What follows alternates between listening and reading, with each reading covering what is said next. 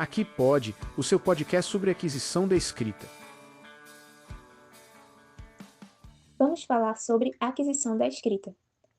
Primeiramente, é importante entendermos a definição de escrita e sua evolução histórica. A escrita é uma das modalidades da linguagem, que consiste em um sistema de representação gráfica da linguagem falada. Ela utiliza símbolos visuais como letras e sinais, que nos permitem registrar e transmitir ideias, informações, sentimentos e histórias ao longo do tempo. A escrita é uma forma de comunicação e expressão essencial para a sociedade.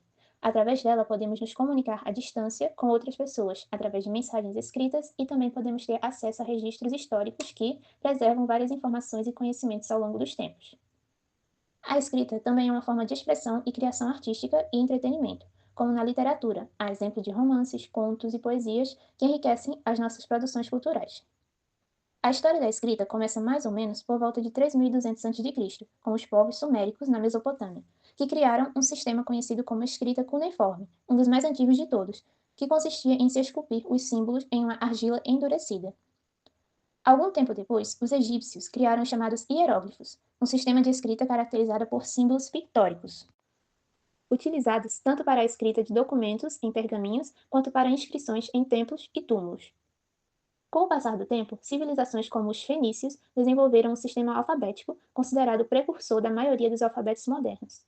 Nesse sistema, os símbolos representavam os sons da fala. Era um tipo de alfabeto fonético. Mais tarde, os gregos adaptaram esse alfabeto fenício adicionando vogais, pois ele antes só era composto por consoantes. Mais adiante, esse sistema evoluiu para o alfabeto latino, dando origem ao nosso sistema de escrita. Avançando para o século XV, temos a criação da máquina de imprensa, inventada pelo alemão Johannes Gutenberg, que utilizava letras e símbolos em moldes para a impressão de textos. Essa invenção revolucionou o processo de escrita, produzindo livros, jornais e panfletos em massa de forma rápida, que antes eram feitos à mão e davam muito mais trabalho, e deixando cada vez mais acessível o contato com essas produções. Indo para o século XX, a era digital transformou profundamente a forma como escrevemos, tornando a comunicação escrita digital, agora muito mais rápida e acessível, com a chegada de computadores, celulares e a internet. A escrita é uma das formas da linguagem humana, mas não é a única. Existe também a linguagem oral, a linguagem gestual e a linguagem visual. A escrita mantém uma relação complementar com essas outras formas. A linguagem oral é natural, marcada por espontaneidade e entonação. A escrita surgiu muito depois como forma de registrar a linguagem falada e exige muito mais clareza e elaboração. Na linguagem gestual, a escrita busca adaptar as expressões gestuais e corporais, através da pontuação, recursos gráficos e emojis. E na linguagem visual, presente em imagens, cores e formas, a combinação de palavras com esses elementos permite potencializar os significados do texto e a transmissão de informações, deixando o texto ainda mais significativo. Quando falamos em aquisição da escrita, é crucial pontuarmos a respeito das 4 fases pelas quais essa aquisição acontece. Conforme a teoria da pixogênese da escrita, elaborada por Ferreiro e Teberoski, os aprendizes passam por 4 períodos nos quais têm diferentes hipóteses ou explicações para como a escrita alfabética funciona: pré-silábico, silábico, silábico-alfabético e alfabético. A primeira fase ou hipótese é chamada pré-silábica. A criança não compreende a correspondência entre a escrita e os sons das palavras, mas elabora diversas hipóteses, utilizando, simultaneamente, desenhos e outros sinais gráficos. Uma sugestão de atividade para ser realizada nesta fase trata-se de reconhecer, explorar e manusear as letras do alfabeto em diferentes materiais e contextos, como crachás, rótulos, textos, bingos, etiquetagem, legendas, entre outros meios, podendo também ser usados jogos, colagens e recortes. Outra atividade, também podendo ser realizada nesta fase, é discriminar oralmente as sílabas das palavras, acompanhando-as com palmas, batidas de pé, instrumentos musicais, entre outros. A segunda fase da aquisição da escrita possui 2 partes, sendo a segunda fase denominada como fase silábica. E a primeira parte, que caracteriza a fase silábica, é uma fase com ausência de valor sonoro, em que a criança descobre que a escrita está relacionada com as partes orais que pronuncia ao falar as palavras. Supõe que apenas uma letra pode representar as sílabas graficamente. Assim, tende a colocar uma letra para cada sílaba pronunciada, ainda que use letras que não correspondem a segmentos das sílabas orais da palavra escrita. A segunda parte desta fase é uma fase que possui valor sonoro. A criança se preocupa em colocar não só uma letra para cada sílaba da palavra que está escrevendo, mas também letras que correspondem a sons contidos nas sílabas orais daquela palavra, sendo comum colocar vogais. Nesta fase, é interessante explorar o alfabeto em jogos, letras móveis, forcas, bingos, dominós, listas e outros meios. A terceira fase da aquisição da escrita é denominada como silábico-alfabética. A criança aprimora seu entendimento sobre a correspondência entre os sons e a escrita das palavras. Ao escrever uma palavra, ora a criança associa a letra a cada fonema da sílaba, ora volta a pensar conforme a hipótese silábica e usa apenas uma letra para uma sílaba inteira. Certas letras, como B, C, D, G, K, P, Q, T, V e Z, cujos nomes correspondem à sílaba CV, consoante vogal, tendem a aparecer substituindo as sílabas inteiras na escrita.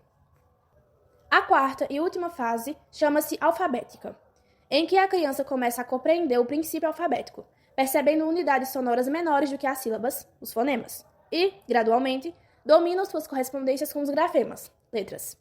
Realiza a escrita correta das palavras, ainda que com erros ortográficos e, eventualmente, algum tipo de troca de letras.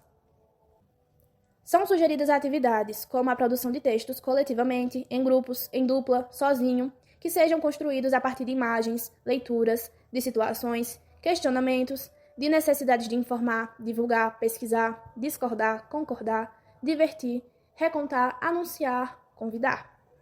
Também é oportuno montar e explorar bancos de palavras e construir coletivamente as regras ortográficas regulares, usar jogos de raciocínio para a fixação dessas regras. Ainda falando sobre fases da escrita, pesquisadores como Fritt, 1990, e Morton, 1989, descreveram 3 fases da escrita, que acompanham o crescimento cognitivo da criança. Fase 1, fase logográfica. Fase 2, fase alfabética. E fase 3, fase ortográfica. Cada uma dessas fases da escrita representa um avanço na capacidade de reconhecer e reproduzir palavras, indo do reconhecimento visual até a internalização das regras ortográficas. Sem a necessidade de decodificação sonora constante.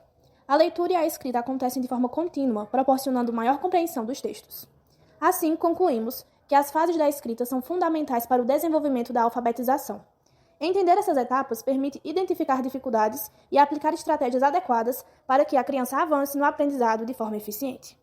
Conhecer e reproduzir palavras, indo do reconhecimento visual até a internalização das regras ortográficas. Dentre estas 3 fases citadas, a primeira é a fase logográfica. A fase logográfica é a etapa inicial da escrita, em que a criança percebe as palavras pelo formato visual, sem compreender a relação entre letras e sons. Características da fase logográfica: reconhecimento de palavras pela aparência, cor, tamanho, forma, falta de análise das letras individuais que compõem a palavra, leitura baseada em memorização de símbolos visuais. Exemplo: uma criança pode reconhecer a palavra McDonald's pelo logotipo, mas não pela sequência das letras. Nesse estágio, a leitura é limitada a palavras conhecidas, pois a criança ainda não associa letras e sons. A segunda fase é a fase alfabética. Na fase alfabética, a criança compreende a relação entre letras e sons, desenvolvendo a capacidade de decodificar palavras desconhecidas. Principais características da fase alfabética: capacidade de ler palavras novas e pseudopalavras, escrita baseada na correspondência fonema-grafema, erros comuns devido à tentativa de soletração fonética. Desafios iniciais: a leitura é lenta e imprecisa, mas melhora com a prática. A criança pode cometer erros de regularização, como escrever casa com Z em vez de casa com S. Importância: a familiaridade com a fonética das palavras evita dificuldades futuras na fluência da leitura. Nessa hipótese, crianças que não recebem estímulos adequados podem demorar mais para avançar. Além disso, algumas sílabas podem ser confundidas pela criança, especialmente quando a escrita do aluno ainda não consiga reconhecer todas as variações sonoras corretamente. A terceira fase é a fase ortográfica. Na fase ortográfica, a criança desenvolve uma estratégia lexical, reconhecendo palavras automaticamente sem precisar decodificá-las. Características da fase ortográfica: leitura fluente e automática, capacidade de identificar palavras irregulares sem erro, maior rapidez na leitura e melhor compreensão dos textos. Dificuldades nesta fase: crianças com dislexia morfêmica podem ter problemas no reconhecimento visual da forma ortográfica das palavras. Aproximadamente 10% dos casos de dislexia infantil estão relacionados a essa dificuldade. Nesse nível, a escrita do aluno já deve ser feita de forma mais fluida, sem que haja a necessidade de decodificação sonora constante. A leitura e a escrita acontecem de forma contínua, proporcionando maior compreensão dos textos. Dessa forma, concluímos que as fases da escrita são fundamentais para o desenvolvimento da alfabetização. Entender essas etapas permite identificar dificuldades e aplicar estratégias adequadas para que a criança avance no aprendizado de forma eficiente. Vamos falar agora sobre a consciência fonológica, uma habilidade metalinguística fundamental para o processo de alfabetização. Antes de tudo, nós precisamos entender o conceito de consciência fonológica. Então, ela é a capacidade de refletir sobre os sons da linguagem oral. Ela não surge naturalmente como a fala, mas precisa ser desenvolvida. Então, é por meio dela que o estudante percebe que as palavras são compostas por unidades menores, como, por exemplo, sílabas e fonemas. Essa habilidade está diretamente relacionada ao domínio do princípio alfabético, ou seja, a compreensão de que letras, os grafemas, representam os sons, fonemas. Assim como destaca Rigatti e Wolff, trata-se de uma habilidade cognitiva essencial à aprendizagem da leitura e da escrita. Mas surge uma questão muito importante. Como se desenvolve a consciência fonológica? Ela vai acontecer em etapas. Primeiro, a criança percebe as rimas e as aliterações. Palavras que rimam como cão e pão, ou que começam com o mesmo som, como bola e bala. Depois, vem a consciência silábica, que é perceber que cavalo tem 3 sílabas, por exemplo. Na fase seguinte, temos a consciência intrassilábica, quando ela identifica partes menores da sílaba, como o início e o fim. Por exemplo, que cão começa com a letra C e termina com ão, a, tio, ó. E por fim, vem a consciência fonêmica, que é a parte mais refinada, que é aqui que ela entende que a palavra sapo ela é formada pelos sons. Então, que cada letra que forma a palavra sapo tem um som específico. Essas etapas, elas caminham junto com o amadurecimento da criança, que começa especialmente aí dos 3 anos aos 8 anos de idade. Agora que já conhecemos o que é a consciência fonológica e quais são as etapas de desenvolvimento, precisamos entender e conhecer como estimulá-la. E a consciência fonológica ela pode ser desenvolvida de forma lúdica e divertida com as crianças. Então, por exemplo, com brincadeiras com rimas, contar sílabas, jogos de adivinhação de palavras, músicas e trava-línguas são excelentes recursos para ajudar aí na estimulação do desenvolvimento da consciência fonológica. Uma coisa que é importante é que isso comece aí bem cedo, desde a educação infantil, por exemplo. Mas sempre lembrando que esse trabalho, né, ele precisa ser explícito e sistemático, assim como afirmam Lorandini, 2020, e Rigatti, 2009.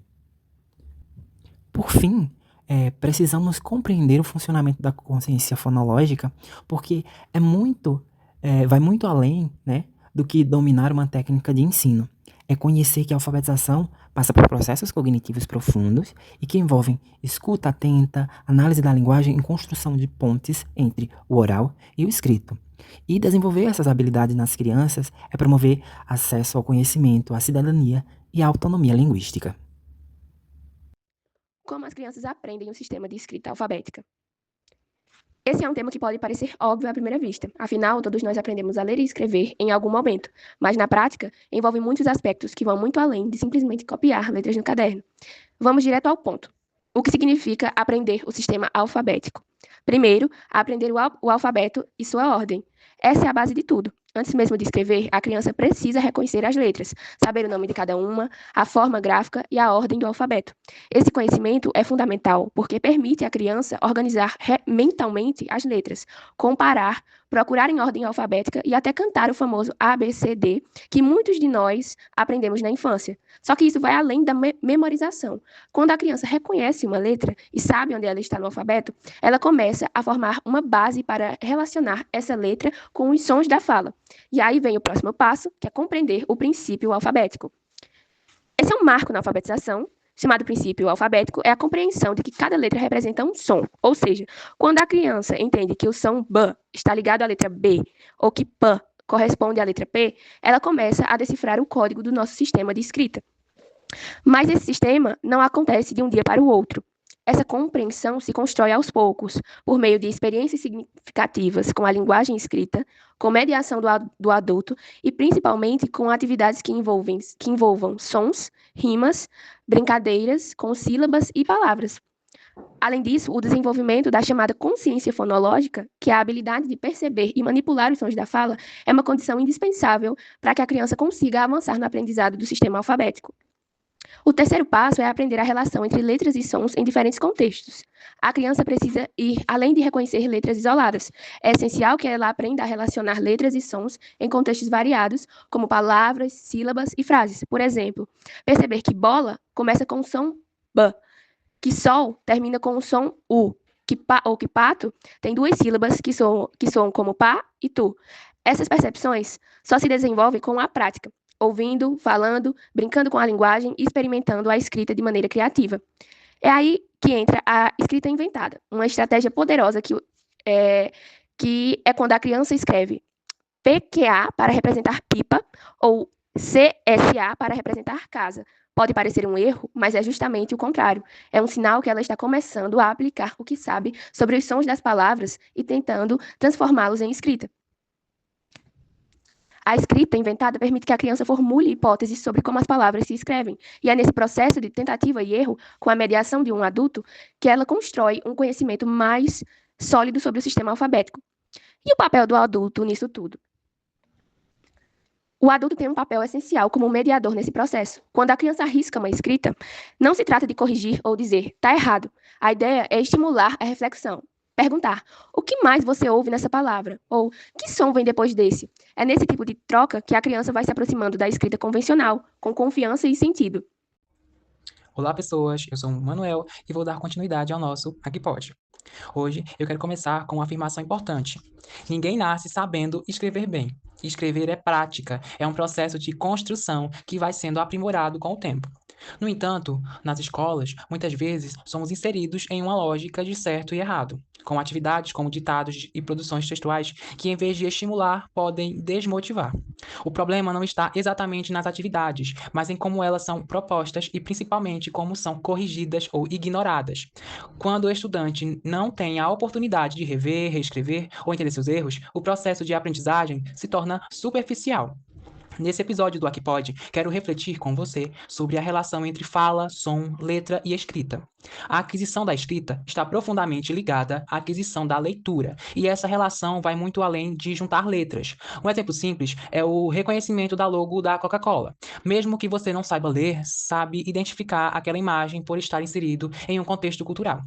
Isso também vale para as letras. Uma criança pode reconhecer a letra A, mas ainda não sabe usá-la em uma produção textual. E é aí que entra o papel da prática. É preciso estímulo, repetição e sentido para que a escrita faça sentido para quem está aprendendo.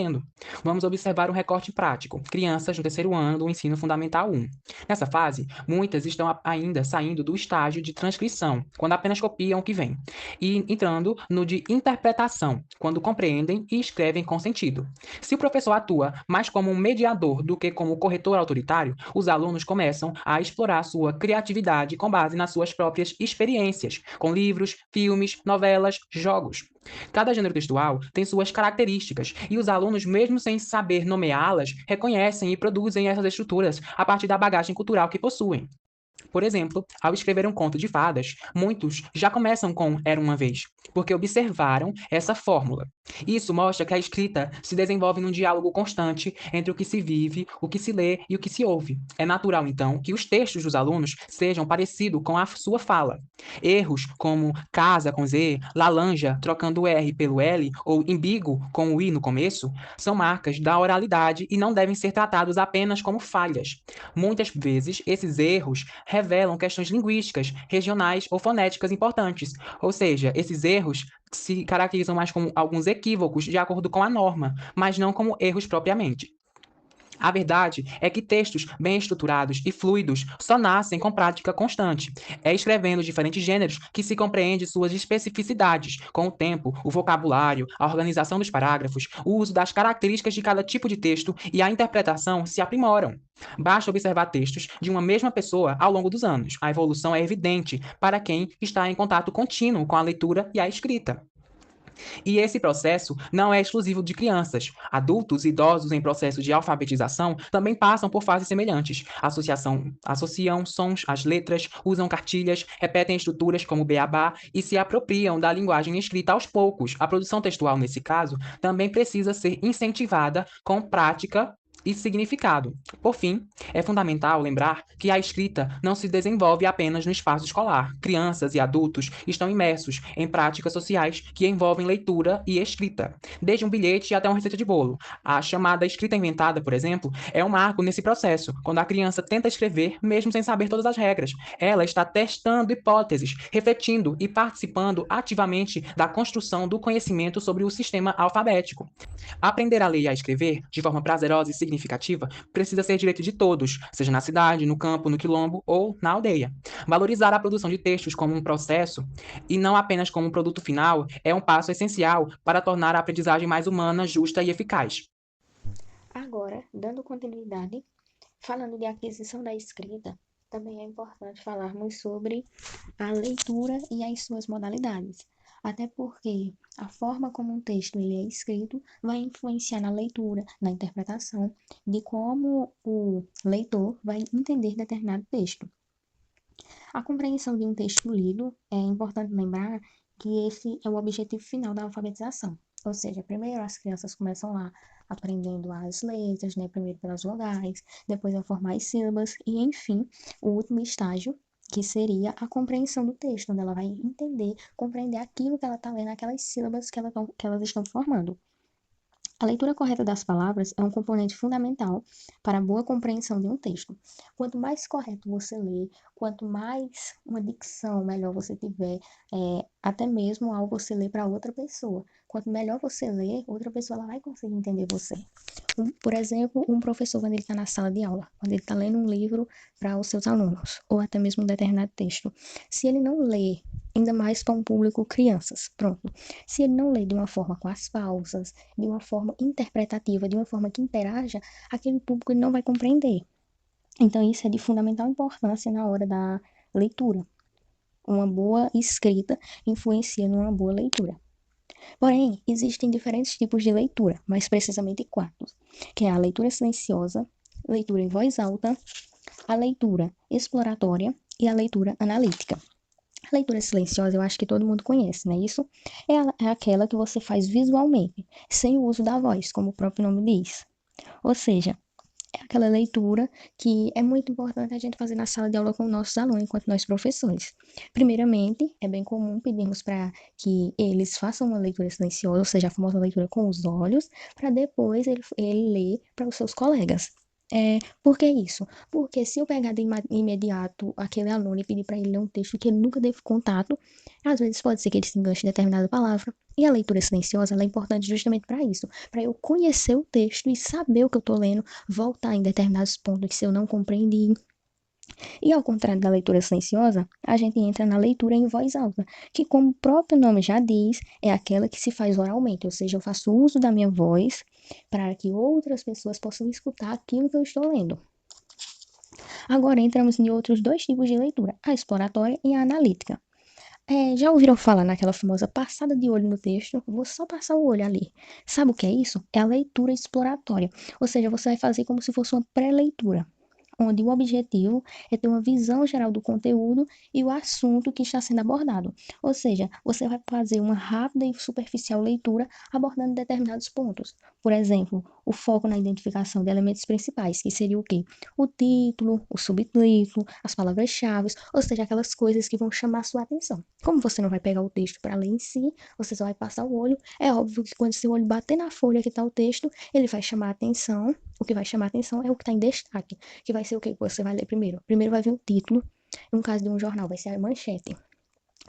Depois embaixo vai ter o subtítulo e em seguida as palavras-chave, que podem ser aquelas que estejam em itálico, elas podem estar em negrito, grifadas, enfim, é esse tipo de leitura, a leitura exploratória, onde você vai ter um foco em uma determinada coisa, só aquela passada de olho. A leitura analítica, como o próprio nome já diz, analítica, o que seria analítica? Vem de análise, você vai analisar ele mais a fundo, ao contrário da exploratória, que seria aqui uma análise profunda, onde você vai ir além da simples compreensão das palavras.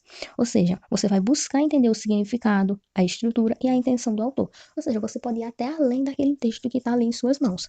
Você está com um texto aqui e quer olhar, por exemplo, por que o autor se inspirou nisso? Por que o autor quis escrever isso? Ou seja, você vai estudar além daquilo que está ali em suas mãos. Além disso, também existem eu vou citar duas aqui para vocês, 2 ou 3 estratégias de leitura. Para que serve isso? Para melhorar a sua compreensão. Uma seria a identificação de palavras-chave, que, como eu já falei anteriormente, será você focar em analisar mais aquelas palavras em negrito, aquelas que estão em destaque, itálico, aquelas que vão chamar a sua atenção. Inferências, que seria o que é inferências? Por exemplo, é possível inferir a riqueza de uma pessoa pela observação do seu modo de vida. Ou seja, do mesmo jeito, o leitor ele vai inferir ao associar as informações explícitas aos seus conhecimentos prévios. Ou seja, você vai buscar informações para preencher lacunas em um texto. Um texto ele é composto por lacunas. Essas lacunas elas são preenchidas com base nas informações que você tem de outros estudos que estão guardadas no seu consciente, seu subconsciente. E o que seria inferir? Inferir é você deduzir. Você vai ligar as informações do texto com o que você já sabe. O papel do professor na aquisição da escrita, além de levar esse conhecimento da língua e linguagem, é também o de criar métodos eficazes para que esse processo de aquisição da linguagem seja entendido pelos alunos de uma forma significativa e dinâmica. Com isso, destaquei os meios pelos quais esse processo ele pode ser feito, através da articulação de meios práticos e teóricos que possam desenvolver o processo de escrita dos alunos e da diversificação de materiais e recursos didáticos. A importância de um ambiente alfabetizador como esse, assim como de atividades lúdicas, é essencial. Um exemplo é que, quando não sabemos como escrever alguma palavra, a primeira coisa que fazemos é perguntar, ou de uma maneira autônoma, e pesquisar. Por isso a importância de um ambiente capaz de cessar essas dúvidas, mas não só disso também, um ambiente capaz de dar autonomia para que o aluno ele possa interagir com os outros e buscar respostas. E é claro que é preciso analisar diferentes estratégias e recursos para o ensino da leitura e escrita dos alunos, porque cada aluno tem uma forma de adquirir esse conhecimento. Como ideias para isso, eu destaquei práticas de leitura por meio de gibis e revistas, uso de materiais textuais para leitura compartilhada em sala de aula, materiais diversos de leitura, trabalhar o numerário com os alunos, ou seja, a sequência numérica de 1 a 10, por exemplo, palavras que seguem a ordem das letras do alfabeto e diversos outros meios que se tornam uma didática viva e dinâmica nesse processo. Atividades como essas citadas, as chamadas psicomotoras, além de estimular essa aquisição, tornam um ambiente propício e estimulante. O processo de acompanhamento de aprendizagem dos alunos pelos professores é algo a ser gradativo no meio acadêmico. Como citado, cada aluno tem uma forma de adquirir o conhecimento a respeito da temática, que é a aquisição da escrita. Então, é importante acompanhar, de uma forma bem formal, a fase que o aluno está. Isso pode ser feito, além do acompanhamento presencial, visto em sala de aula, por meio das atividades, observações a respeito e planilhas de conteúdos que podem estar relacionados. A aquisição da escrita é um processo complexo que vai muito além da simples memorização de letras e regras gramaticais. Ela está profundamente enraizada no contexto sociocultural em que a criança está inserida, e fatores como o meio social, a cultura, a família e a comunidade desempenham um papel essencial nesse desenvolvimento. O meio social e cultural em que a criança vive influencia diretamente seu interesse, suas oportunidades, suas formas de aprender a ler e a escrever. Crianças expostas desde cedo a ambientes ricos em linguagem, como livros, conversas, músicas, histórias e outras manifestações culturais, tendem a desenvolver mais rapidamente as habilidades relacionadas à leitura e à escrita. Além disso, as práticas sociais de leitura e escrita variam conforme a cultura. Em algumas comunidades, escrever bilhetes, fazer lista de compras ou ler notícias faz parte do cotidiano familiar. Esses hábitos contribuem para que a criança compreenda que a escrita tem função social, não é apenas uma exigência escolar. Ou seja, aprender a escrever é também aprender a participar de um mundo onde a linguagem escrita tem significado, propósito e valor. Quanto as escolas reconhecem e valorizam diferentes experiências culturais dos alunos, ela potencializa o processo de aprendizagem. A presença ativa da família no processo de alfabetização é um dos fatores mais determinantes para o sucesso escolar. Quando pais e responsáveis demonstram interesse, leem com as crianças, conversam sobre o que foi aprendido na escola e encorajam o uso da linguagem escrita no dia a dia, eles fortalecem o vínculo da criança com a aprendizagem. Da mesma forma, a comunidade pode funcionar como um espaço educativo. Bibliotecas, centros culturais, igrejas e até mesmo comércios locais que promovem ações de incentivo à leitura e à escrita ampliam o repertório cultural da criança. Professores, em parceria com famílias e instituições locais, podem construir uma rede de apoio que favoreça o desenvolvimento da linguagem escrita de forma significativa e contextualizada. Ou seja, todos podem contribuir para a aprendizagem. E, finalmente, vamos dar uma olhada na BNCC, a Base Nacional Comum Curricular, para ver o que ela nos diz sobre a orientação da prática docente no ensino da escrita e as competências e habilidades que ela atribui como parte do processo de aquisição de escrita dos alunos. Primeiramente, sobre a educação infantil, na página 38, a BNCC diz que o desenvolvimento da escrita é um direito do aluno. Na página 42, na seção sobre os campos de experiência, onde são definidos os objetivos de aprendizagem e desenvolvimento, no campo chamado escuta, fala, pensamento e imaginação, temos a seguinte citação sobre a escrita. Desde cedo, a criança manifesta curiosidade com relação à cultura escrita. Ao ouvir e acompanhar a leitura de textos, ao observar os muitos textos que circulam no contexto familiar, comunitário e escolar, ela vai construindo sua concepção de língua escrita, reconhecendo diferentes usos sociais da escrita, dos gêneros suportes e portadores. Na educação infantil, a imersão na cultura escrita deve partir do que as crianças conhecem e das curiosidades que deixam transparecer. As experiências com a literatura infantil, propostas pelo educador, mediador entre os textos e as crianças, contribuem para o desenvolvimento do gosto pela leitura, do estímulo à imaginação e da ampliação do conhecimento de mundo. Além disso, o contato com histórias, contos, fábulas, poemas, cordéis e etc. propicia a familiaridade com livros, com diferentes gêneros literários, a diferenciação entre ilustrações e escrita, a aprendizagem da direção da escrita e as formas corretas de manipulação de livros.